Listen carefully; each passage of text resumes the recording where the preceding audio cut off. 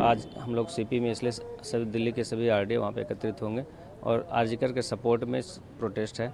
किसी पे भी अगर आप प्रोटेस्ट पे लोग निकला है, शांति मार्च कर रहा है, उस पर वाटर कैनन करना किसी भी तरह से सहनीय नहीं है। तानाशाह की सरकार तो बंगाल में चलती ही है, तो उन्हें अपने विरोध खुद करना, खुद प्रोटेस्ट निकालें तो सही है, पर दूसरे लोग अगर उसी घटना को लेकर के प्रोटेस्ट निकाले तो उन्हें गलत लग रहा है। इसमें प्रोटेस्ट जो आज बुलाए हैं, तो शुरू से हम लोग का जब स्ट्राइक कॉल ऑफ किए थे, क्योंकि पूरे देश उसमें बंद था और पेशेंट प्रभावित हो रहे थे, तो इसके लिए हमें सेवाएं तो तुरंत लागू करना जरूरी था और सुप्रीम कोर्ट के भी दिशा निर्देश दिए गए, तो उसका भी ध्यान में रखते हुए हम लोग काम पे तो लौट आए।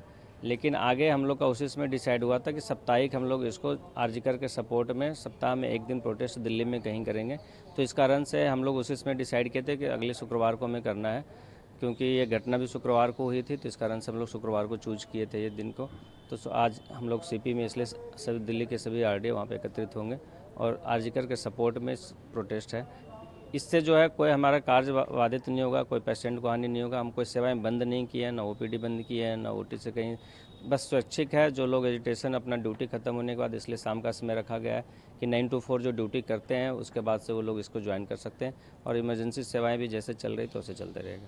कहाँ पर होगा? ये अभी तो सीपी के लिए हम लोगों ने इंटीमेशन दिया, डीसीपी सर से भी बात हो गई है, तो परमिशन तो नहीं मिलता है, पर हम लोग वहीं पे एकत्रित होकर करके एक सपोर्ट में आरजीकर के सपोर्ट में प्रोटेस्ट रखेंगे। कितने डॉक्टर्स आ सकते हैं संख्या लगभग 10 मेडिकल कॉलेज से अगर 100 की भी संख्या पर से आएगी तो 1000 तो ऐसे भी हो जाएंगे।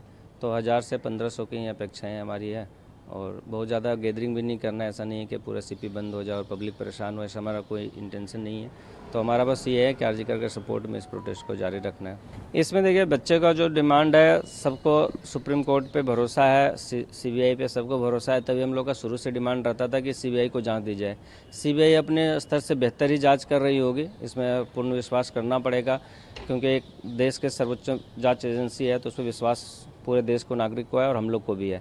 पर उस तरह से वहाँ जो वाटर कैनन हुआ कि लोग अपने मांग को लेकर करके अगर कहीं भी जा रहे थे तो उनको जाने से रोका गया और फिर उसके बाद विरोध बढ़ता गया एक दूसरे के प्रति और उसके कारण से वाटर कैनन हुआ।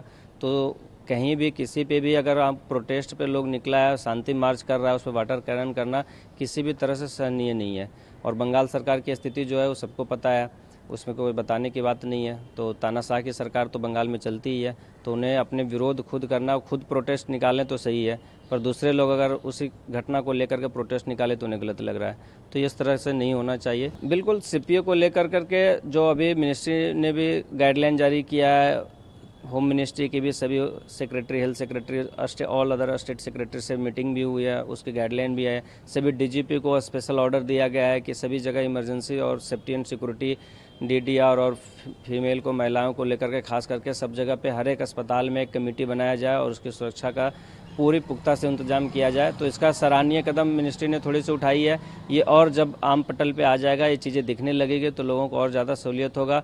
पर एक सेंट्रल एक्ट की जो ज़रूरत है, जो शुरू से डिमांड रही है, उसका थोड़ा सा लाभ जरूर मिलेगा। तो मिनिस्ट्री उसके लिए भी कमेटी बनाई ही है, आगे हमें लगता है कि उस पर पहल कर करके और एक हम लोग जो सभी आरडीए और सभी लोग जो डॉक्टर्स का जो एसोसिएशन है कि फाइनली जो भी एक्ट आएगा वो संसद भवन से आएगा। तो इसमें हम लोग एक सांसद संपर्क अभियान भी जारी रखे हैं, तो जिसमें जितने सांसद हैं सभी से मिलना, उनको इस बारे में बताना कि डॉक्टर्स को सेफ्टी एंड सिक्योरिटी के लिए कैसे किया जा सकता है, संसद में किस तरह से बात रखी जा सकती है। तो वह अभी एक कदम आगे चल रहा है, कई सारे संसद से अभी तक मिलना हो गया और आगे भी हम लोग इसको जारी रखेंगे। कोई भी सेवाएं बंद करने का भी हमारा कोई इरादा नहीं है, क्योंकि शुरू में भी हम लोग जब स्ट्राइक को कॉल ऑफ नहीं किए थे, हमने विदहोल्ड किया था, तो लगभग 1 महीने से 1.5 महीने जो सुप्रीम कोर्ट ने भी 3 सप्ताह का दिया था, नेशनल टास्क फोर्स बना दिया गया है, इसकी बहुत अच्छी बात है। तो उस पर क्या अमल रहता है, वहाँ पर सीबीआई किस तरह से काम करते हैं, जो आरोपी है वो केस किस डायरेक्शन में जाता है, तो उसके बाद हम लोग डिसाइड करेंगे कि फिर आगे सेवाएं बंद करनी नहीं करनी है। पर अभी तक के लिए सेवाएं जारी रहेगा, पर अपना प्रोटेस्ट बस आरजीकर के सपोर्ट में और सरकार को ये जगाने के लिए कि हम लोग सब एक साथ हैं और आरजीकर के साथ में हम खड़े हैं, तो इसके लिए आज का प्रोटेस्ट रखा गया।